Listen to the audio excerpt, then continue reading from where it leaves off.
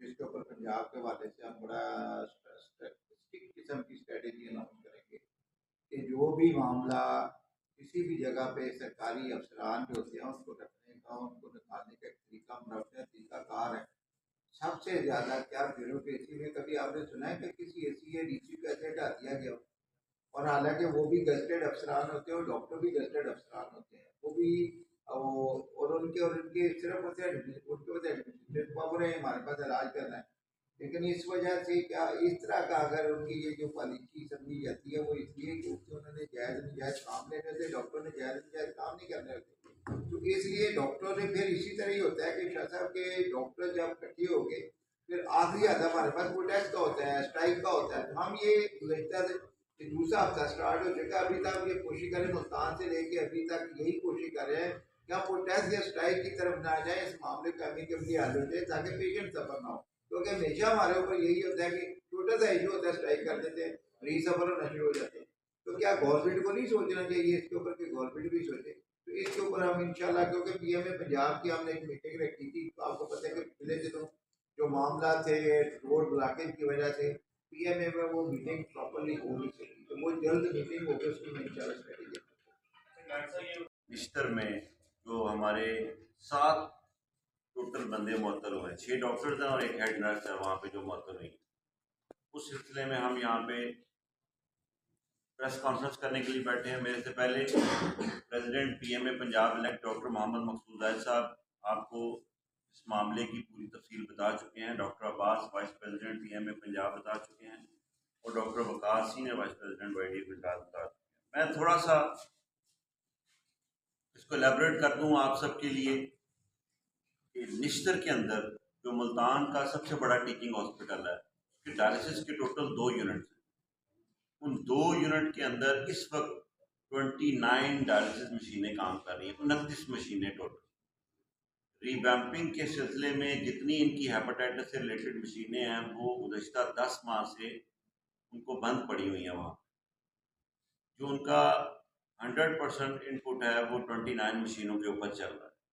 मरीजों की तादाद आप लोग गुजरात में जानते हैं कि हमारी आबादी 3-4-3.5 मिलियन के करीब है और हमारे डायलिसिस के कितने पेशेंट हैं और निश्तर मुल्तान के अंदर कितने पेशेंट होंगे। ये जो एक HIV से रिलेटेड एक अनफॉर्चुनेट एक इंसिडेंट हुआ जिसमें ये बताया गया और ये तस्वीर ये हुई, लोगों को ये समझ आई कि ये HIV थ्रू डायलिसिस मशीन फैला गया है।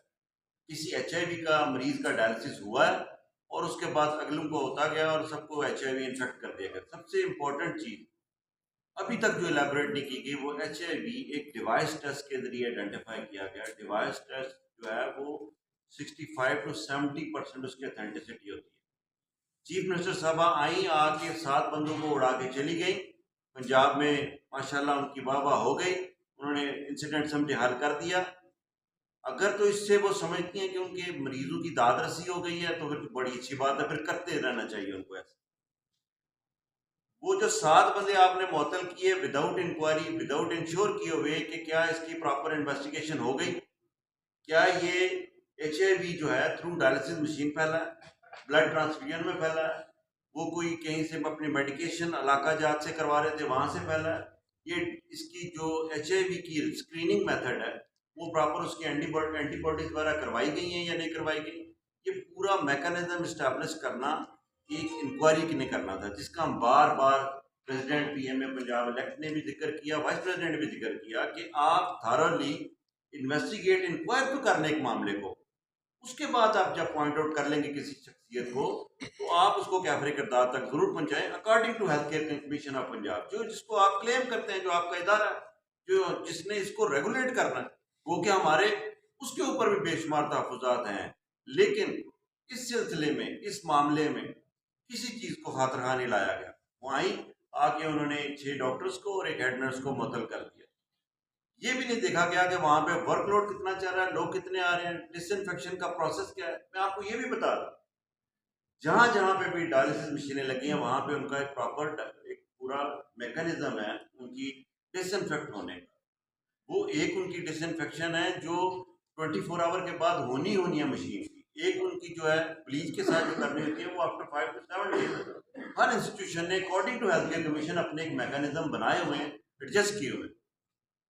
स्क्रीनिंग मेथड जो है वो पेशेंट का आफ्टर 6 मंथ है, जैसे मकसूद साहब ने बताया 6 माह बाद है। अगर कोई ऐसा अनफॉर्चुनेट इंसिडेंट हो गया तो आपका स्क्रीनिंग मेथड हर दफा में रख लें। डायलिसिस तो लोगों के सुबह दोपहर शाम हो रहे हैं, स्क्रीनिंग मेथड आपने खुद रखा हुआ है, अडॉप्ट किया हुआ है कि 6 माह के बाद होना है। अब हर एक का जब स्क्रीन हो ही नहीं रहा तो कैसे इवेलुएट किया जाएगा कि ये हेपेटाइटिस सी पॉजिटिव है, बी पॉजिटिव है, एचआईवी पॉजिटिव है। कौमें सीखती हैं अपने मामला, हम भी कोई अकेले कुल नहीं है, हम भी सीखते हैं। आप आए हैं, आप इंक्वायर करें, इंश्योर करें मामले को और आइंदा के लिए इसकी तदबीर करें, ना कि आपने इतना बड़ा पैनिक क्रिएट कर दिया पूरे मुल्तान के अंदर। आप जानते हैं कि कोई बंदा किसी किस्म की सर्जरी लेने को डॉक्टर तैयार नहीं है। वो कह रहे हैं कि जी एचआईवी का पहले स्क्रीन करवा के हैं, एंटीबॉडीज करवा के हैं। खराब खज्जल तो मरीज होगा। अब वो डॉक्टर कहते हैं जी अगर हम इसकी स्क्रीनिंग नहीं करवाएंगे, इसमें से कोई निकल आया, आगे कोई स्प्रेड हो गया तो एक नया हमारे लिए मसला खड़ा हो जाएगा। इससे भी बढ़ के जो प्रॉब्लम मसला मुल्तान के अंदर आ रहा है वो ये आ रहा है कि जो प्राइवेट सेक्टर कर रहा था डायलिसिस, वो भी करने से रिलेक्टेड है। अब डायलिसिस के मरीज कहाँ जाएं? अब वो चीफ मिनिस्टर साहबा को रोएं या डॉक्टर साहबान को रोएं कि जी ये जालिम नहीं कर रहे, या वो जो जुल्म करके चली गई हैं वो जुल्म है। सो कहने का मतलब है पढ़े लिखे माशरों में, पढ़े लिखे इदारों में, पढ़े लिखी जगह के अंदर आप पढ़ी लिखी बात करें। आप आई हैं माशाल्लाह, आप आगे देखें मामले को, इंश्योर करें, पूछें उनसे क्या मामला हुआ है, इंक्वायरी करें, हाई लेवल इंक्वायरी कंडक्ट करवाएं, देखें कि कहाँ पे लैप्सेस हुए हैं, उसको आइडेंटिफाई करके उसको रेक्टिफाई भी करें और फिर जिस बंदे की गलती है उसको करारवा की सजा दें। एंटी क्वैकरी के ऊपर आप काम कर नहीं सकते, जो सबसे बड़ा सोर्स ऑफ स्प्रेड है एचआईवी का, उसके ऊपर आपका काम जीरो है पंजाब के अंदर। आप जाके देखें आज भी गली मोहल्लों में किस तरह क्वैक्स बैठे हुए हैं, उसके ऊपर तो कोई बात नहीं की जा रही।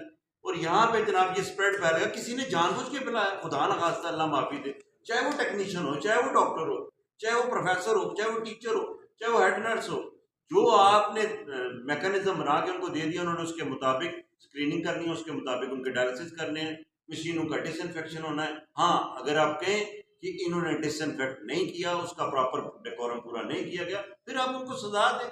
ये नहीं हुआ कि आप आई और आके आपने मुअत्तल कर दिया। ये इस तरह नहीं है कि कोई मतलब आप आके गर्दन काट दें और उसके बाद चले जाएं और उसके बाद कहीं जी बाद में देखेंगे बहाल कर देंगे, ये भी कोई तरीकाकार नहीं है। जो रेप्यूट डैमेज होती है इतने बड़े इदारे की, वो बड़ा मैटर करती है। मुझे बताएं कि लोगों का जो एतमाद है वो कैसे बहाल होगा निश्तर के ऊपर? वो निश्तर के अंदर जाके इलाज कैसे करवाएंगे? हर बंदे के ध्यान में होगा कि पता नहीं यार ये एचआईवी वाले जो पेशेंट्स आते हैं या हेपेटाइटिस बी सी वाले आते हैं, पता नहीं ये उनको डिसइंफेक्ट करते भी हैं या नहीं। सर्जरी वाला भी घबराएगा, डायलिसिस वाला भी घबराएगा, प्राइवेट सेक्टर वाला घबराएगा कि पता नहीं ये जो इन्फेक्शन फैली थी ये वहां से कोई मरीज मेरे पास ना आ जाए, मैं प्राइवेट में करता ही नहीं इसका। स्क्रीनिंग मेथड आपका एक डिवाइस मेथड है, उसके बाद आपके उसकी एंटीबॉडीज आप करवाते हैं, आपके मल्टीपल तरीकाकार हैं। आप अपने एसओपीज को ज्यादा स्ट्रिक्ट कर लें, ज्यादा बेहतर कर लें, ताकि हम आइंदा के लिए प्रिवेंट कर सकें। तो कहने का